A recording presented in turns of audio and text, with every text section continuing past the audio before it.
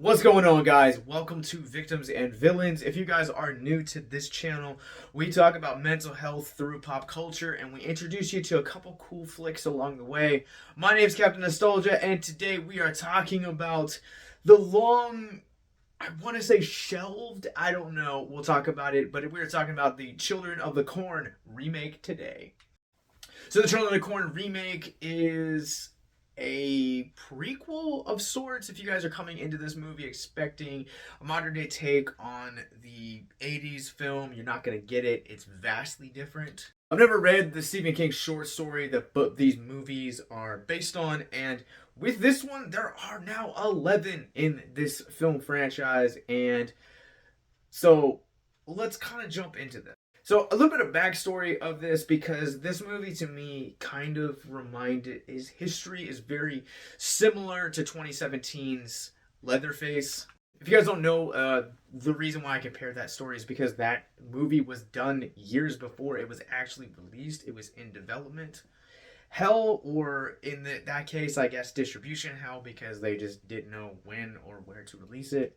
Children of the Corn kind of has a similar backstory with this production history. First off, this movie was shot, edited, and basically done during the peak of COVID, and it was released in a Sarasota, Florida theater run in October of 2020, and hasn't seen the light of day since. And now this movie is getting ready to hit the theatrical run from RLJE Films and Shudder, and will be on Shudder later this month, March 21st. I understand why this movie hasn't seen the light of day in over 2.5 years, so let's talk about it.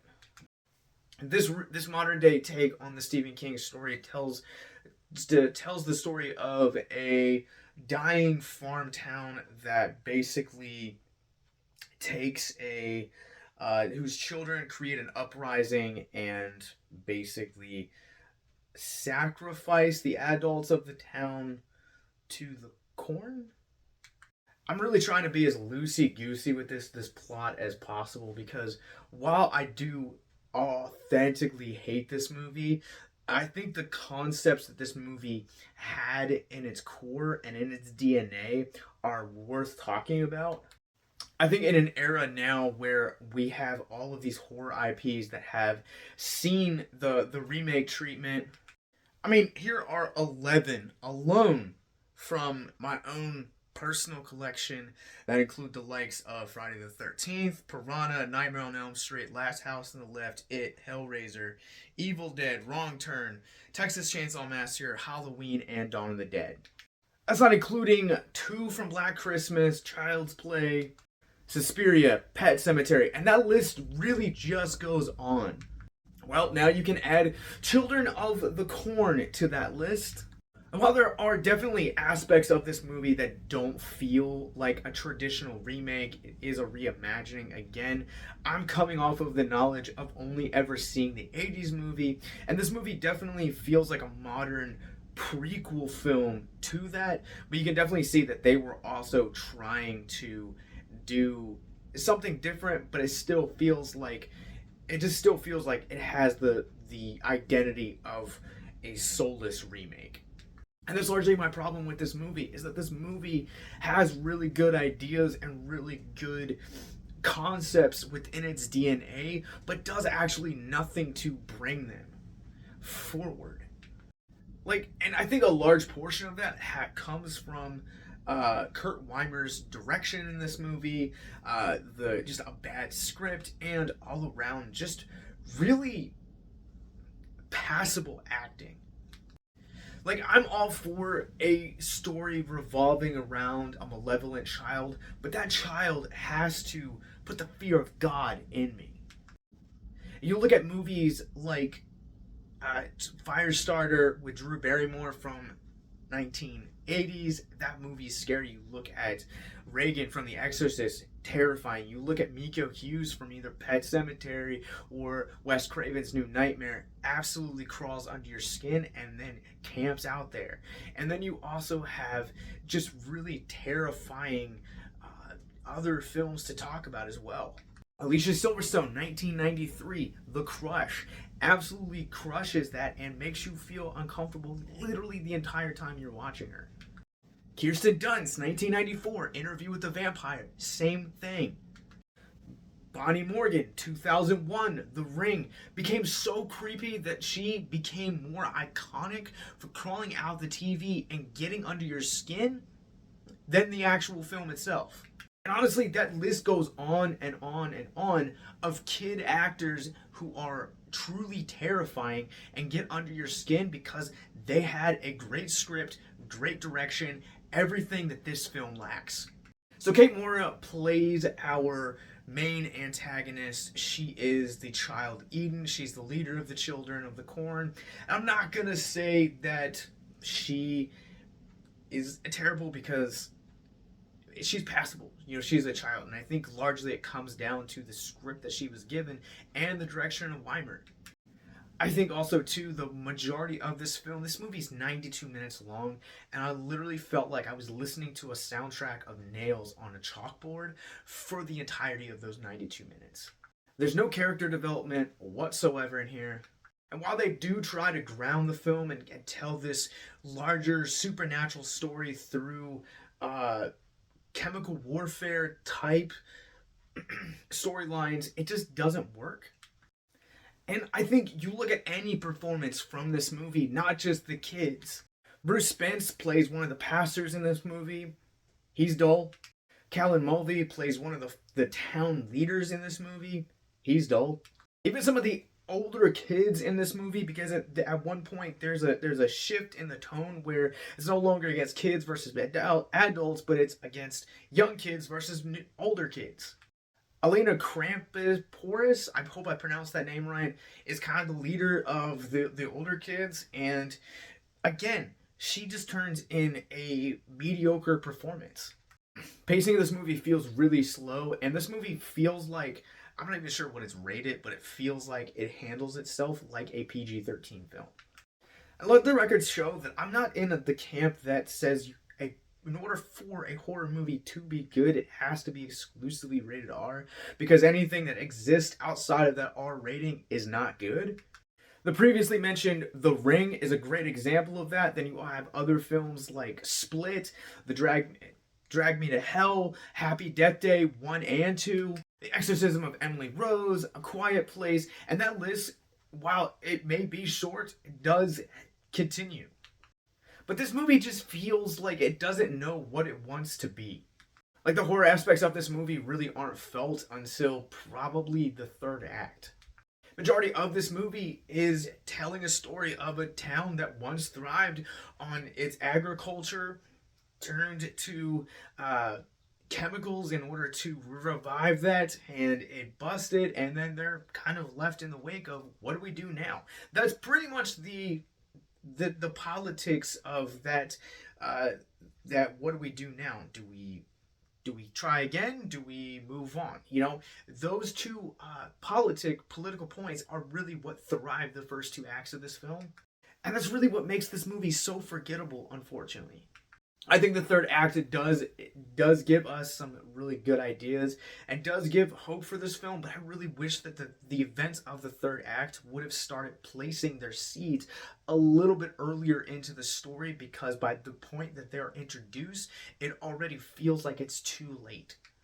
It feels like you changed your mind on the type of movie you wanted to make, and so instead of being a straight up horror film, you were like, oh, we're gonna make a drama. Oh yeah, wait, we set out to make a horror film. It's very frustrating. I think this honestly could end up being one of the worst movies of the year. And with that said, let's run this through our Rorschach rating scale. I don't feel like I give this rating a lot on this channel, and I try to reserve the right not to do this because I understand that it takes a lot of hard work to make a movie.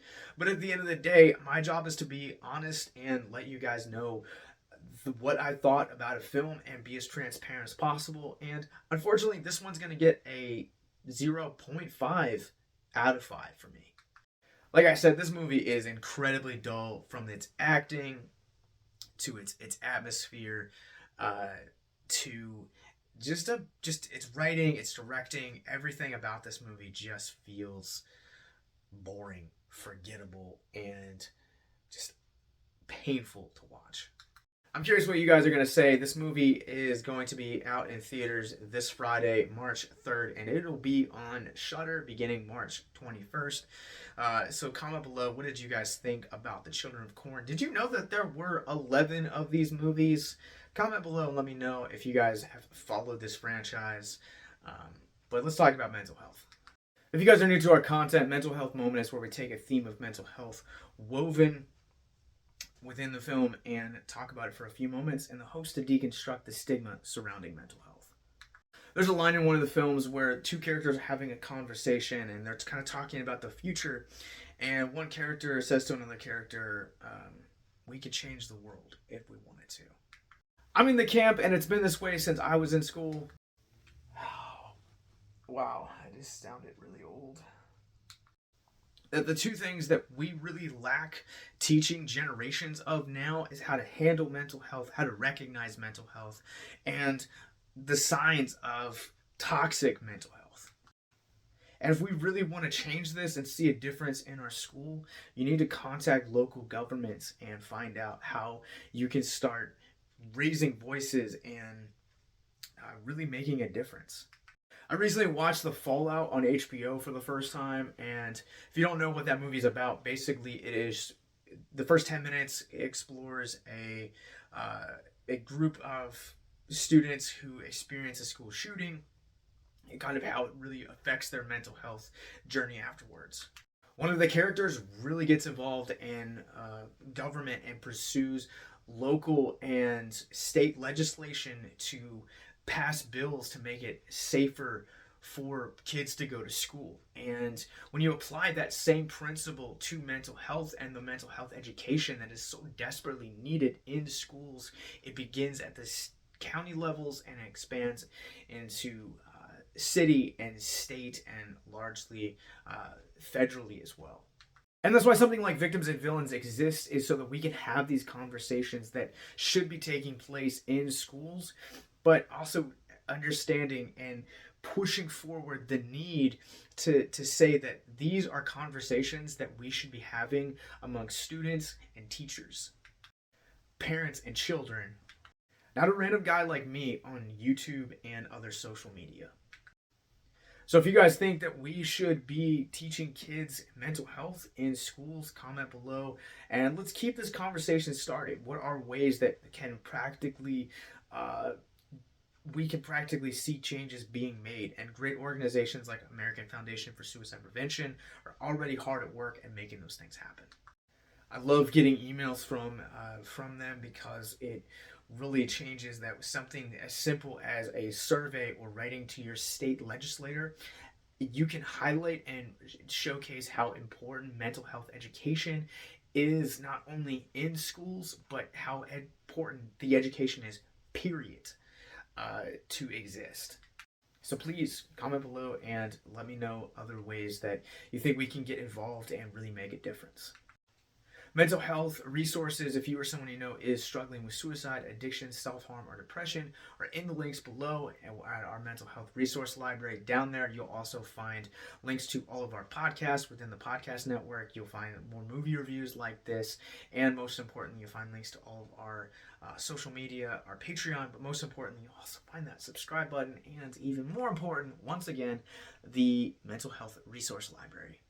Children of the Corn heads to theaters beginning this Friday, March 3rd, and make sure that you guys check it out when it comes out. Let me know what you guys think. Are you fans of the original? But you guys can also stream it on Shudder beginning March 21st. Have a good night, guys.